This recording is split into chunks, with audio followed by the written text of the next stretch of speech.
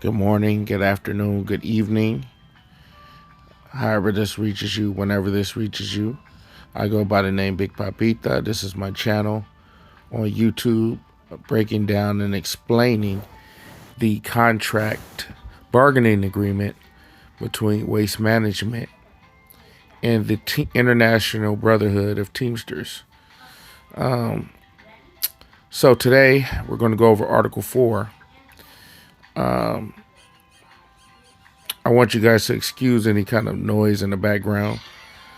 I got kids. I got churn, and they loud. Sometimes they make noises. Y'all got to bear with me. But I'll try to speak as clear and efficient as I possibly can without messing up the flow.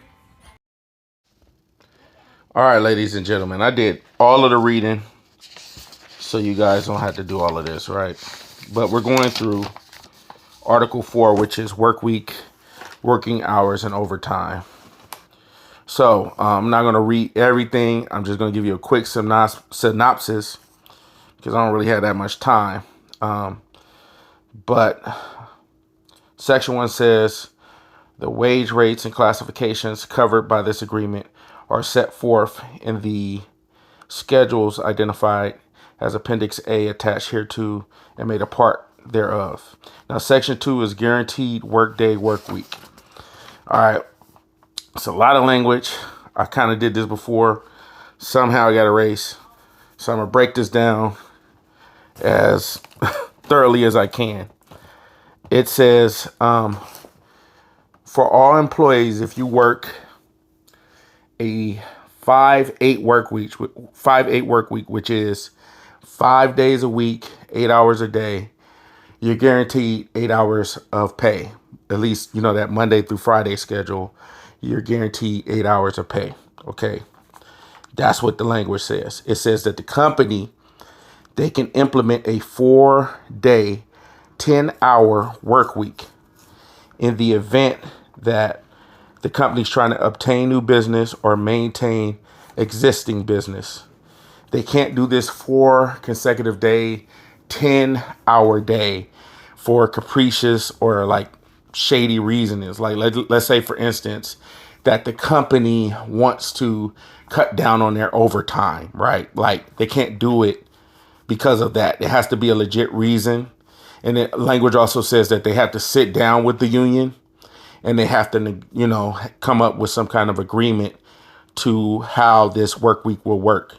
Now, if you happen to be a senior employee, that's why it says no senior employees shall be forced into that 4 consecutive day, 10 consecutive hour work week. This thing should work kind of like how our Saturdays work, where, you know, they have to pull from the bottom. If you're somebody that's at the top of the list, meaning you're a senior employee, you have a lot of time with the company, you should not be forced to work a 4-day, 10-hour work week. The language also says 1.5 times the rate of pay shall be paid to all workers who work in excess of 8 hours. So if you go over 8 hours a day, you should be getting paid overtime immediately once you go over that 8 hours. Okay. And the same for somebody who's working on this proposed 4-10 work week, which means the company and union sat down. They decided that it was okay for the company to have a great amount of drivers work this 4-10 work week.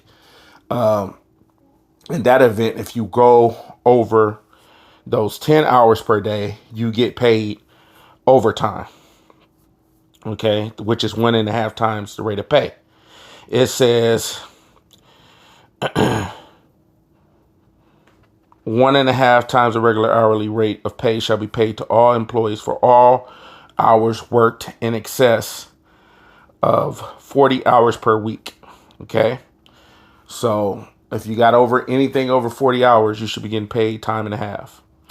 It says 1.5 times the regular rate of pay shall be paid to all workers who work on Saturdays. So like if you work Saturdays, you're supposed to get time and a half no matter what.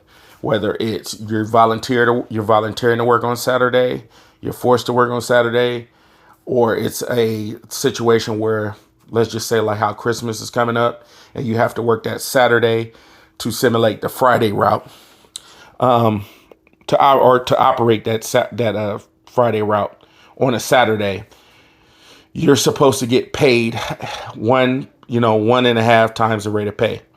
That's what the language says. It says now if you work in excess of 12 hours, let's say you're working between 12 and 14 hours, you start at 5 o'clock in the morning, you clock out at 7, you're supposed to get paid double between that 12th and 14th hour.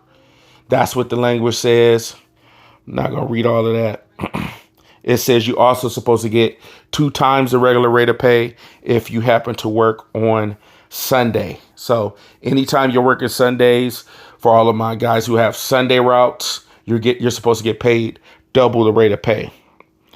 All right, now this last paragraph, it says employer and employees are subject to provisions of the DOT, Department of Transportation regulations affecting the waste industry, including limitations on hours of work for those employees who are required to have a valid commercial CDL. Loss or suspension of such shall be grounds for discipline up to and including discharge. Employees are required to promptly notify the company of any change to their CDL driving privileges, which means, okay, if you happen to get a DUI, if something's going on with your driver's license, anything that's going on with your license, let's say your license is suspended, the company can impose discipline up to including termination, right? Those are grounds for termination according to the language. So make sure your CDL is in good standings. It also says that something about limitations on hours of work. Now, if you're a driver, you can work no more than 14 hours. That's why they're so adamant about drivers finishing before those 14 hours, because Department of Transportation, they have regulations regarding that. Okay. It says, with respect to Saturday routes, the company will pay a minimum of 6 hours. So you're supposed to get paid 6 hours no matter what, if you come on Saturday, right? If you come on Saturday, you show up, they had you on the board, you showed up. At the last second, they said, you know what? We're going with a different driver. They owe you 6 hours. The company shall post request for Saturday work at least 72 hours before the Saturday workday. Unless the company does not have 72 hours notice in advance of the need for said work. If an insufficient amount of volunteer employees are available, the company will assign work by seniority from the bottom of the seniority list. It's all about newer guys. This is the reason that they post. They have the posts up, Monday through Friday for you to sign up for the Saturday routes. And if it's not enough guys who sign up for the routes, they start picking from the bottom of the seniority list, because that is the contract bargaining agreement rules. They have to go by the bottom of the seniority list, and they have to pick from the bottom because they can't force like senior workers to come in and work on Saturdays. So they have to pick from the bottom. That's all the language says. It also says in section 3 that for the time, it says time worked. All employees that are covered by this agreement shall be paid for all time spent in service of the employer. The employer shall designate a start time for each employee, which means make sure that you're getting paid for the time that you work. All time work, meaning like you clock out and the supervisor said, hey, I want to come speak to me. Come step to my office.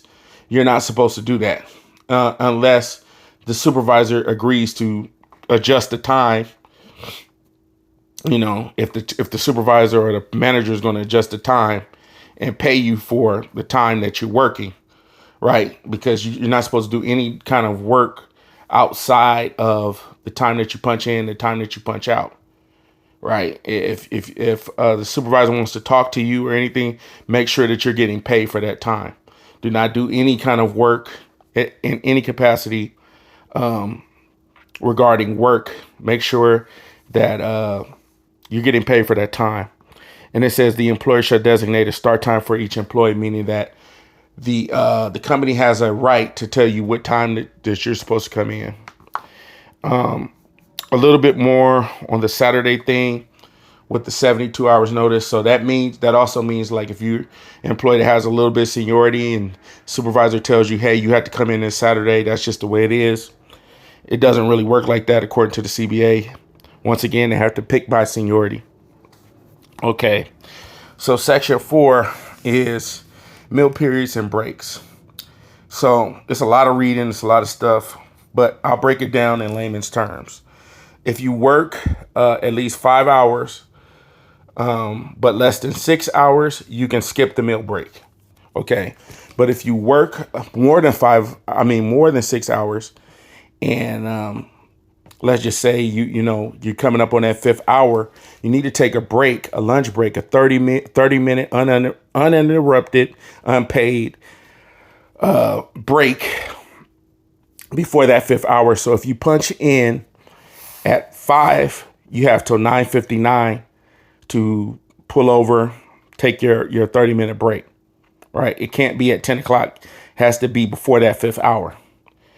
6 o'clock, if you punch in at 6, you got till whatever, before that whatever that 5th hour is. Now, if you work 12 hours, but you're not going over that 12 hours, then you could punch out, you could work, do like regular stuff. It's fine. But if you work more than 12 hours and you're coming up on that 10th hour, they prefer you to take that lunch break uninterrupted, unpaid.